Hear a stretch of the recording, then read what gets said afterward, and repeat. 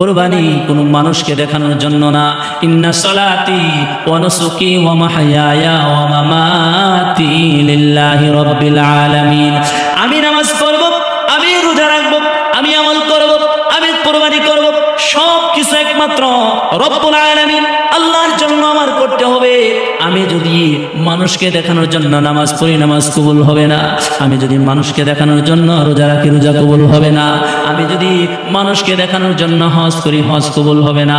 আমি যদি মানুষকে দেখানোর জন্য কুরবানি করি, আমার কুরবানি হবে না। আল্লাহ বলে লুহুমুহা ওয়ালা দিমাউহা ওয়ালাকিন ইয়ানালুহুত তাকওয়া মিনকুম। আল্লাহ বলে বান্দা তুমি যে কুরবানি করো, ওই কুরবানির পশুর গোশত, ওই কুরবানির পশুর রক্ত আমি আল্লাহর কাছে পৌঁছায় না। আমি আল্লাহর কাছে শুধুমাত্র পৌঁছাই তোমার দিলে তাকওয়া।